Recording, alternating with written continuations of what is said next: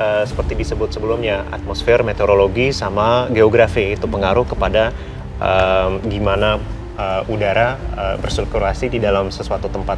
Aku kasih satu contoh yang beda ya. Bandung itu kayak cekungan. Jadi kalau polusi udaranya masuk, kadang-kadang susah keluar lagi. Ini adalah sensor kualitas udara dalam ruangan.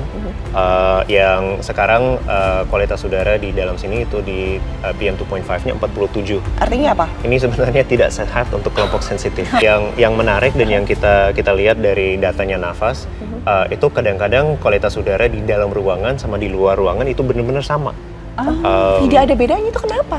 Karena bocor, pintunya buka kan, di sini di studionya besar, banyak udara dari luar masuk ke dalam. Apa yang terjadi di luar itu terjadi di dalam juga. Jadi dengan adanya alat seperti ini, kita bisa mengukur udaranya seperti apa. Jadi hal yang paling penting untuk bisa melindungi diri sendiri itu mengurangi paparan kepada polusi udara ini. Nah, ada beberapa cara untuk bisa mengurangi paparannya. Yang pertama itu sebelum beraktivitas di luar, kalau ada rencana aktivitas di luar, cek aplikasi dulu. Karena bisa gonta-ganti. Tanggal 17 pagi hari luarnya 80, jam 2, jam 3 luarnya 20-30. Jadi itu bisa secepat itu pengaruhnya.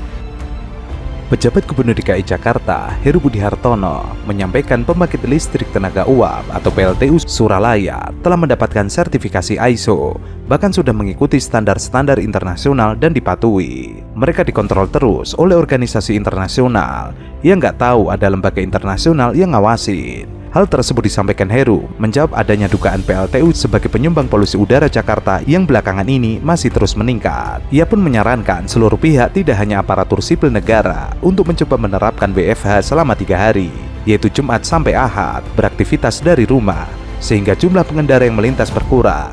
Tujuannya untuk melihat pergerakan polusi udara. Sementara itu, untuk PLTU yang masih menggunakan batu bara, Heru Budi mengajak untuk menggunakan gas sebagai bahan bakar alternatif guna menekan polutan yang dihasilkan. Menurutnya, apabila upaya itu sudah dilakukan tetapi polusi masih belum turun, maka industri patut dicurigai sebagai sumber polusi udara Jakarta.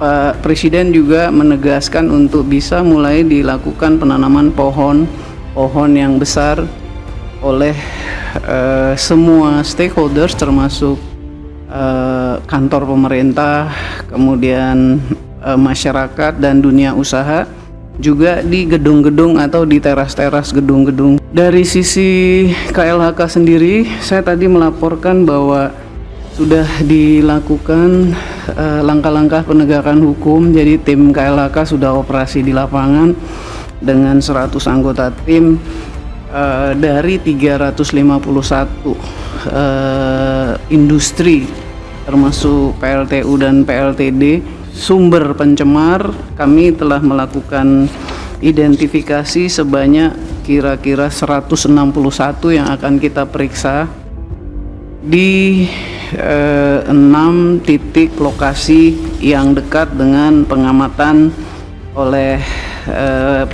peralatan yang ada di kementerian. Kami akan melanjutkan langkah-langkah ini untuk kira-kira 4-5 minggu lagi deh ke depan, untuk sebanyak yang tadi saya laporkan. Apa yang bisa kita lihat dari langkah ini, kalau kita ambil contoh di observasi indeks pencemaran di Lubang Buaya misalnya, biasanya hampir konsisten tidak sehat karena industrinya banyak ya. Di situ ada adsorben. Industri adsorben itu artinya arang aktif.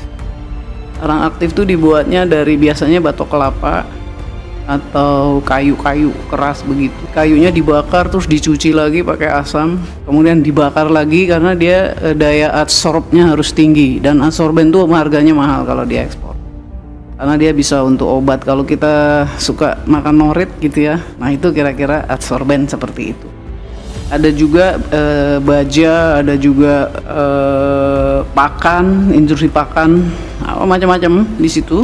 Jadi kita akan terus lanjutkan. Heru mengakui bahwa masalah infrastruktur masih menjadi kendala, mengingat untuk membangun jaringan gas prosesnya cukup rumit. Sebelumnya, Tempo mendapatkan informasi dari Kepala Dinas Lingkungan Hidup DKI Jakarta bahwa ada beberapa industri di Jakarta Utara yang berniat shifting atau beralih ke gas sebagai bahan bakar dalam operasionalnya. Lantaran tidak adanya jalur pipa atau infrastruktur yang menunjang penggunaan gas, maka mau tidak mau, industri tersebut membakar turbinnya dengan batu bara. Selain itu, Heru juga menyatakan akan tetap melanjutkan penyiraman jalan meski langkah itu dinilai tidak berdampak pada pengurangan polusi udara. Ia menegaskan pemerintah Provinsi DKI Jakarta akan melanjutkan penyiraman jalan. Heru sebelumnya menyampaikan akan mengevaluasi kegiatan penyiraman jalan ibu kota bertujuan mengurangi polusi udara. Katanya ada yang PM10 terpecah dan menjadi PM2,5. Saya tahu itu. Tapi di salah satu kota di ASEAN melakukan itu, memang beda situasi mungkin ya. Mereka melakukan itu. Hari ini kan saya rapat 2 di Menko dengan di Bapak Presiden. Ya nanti ini saya sampaikan.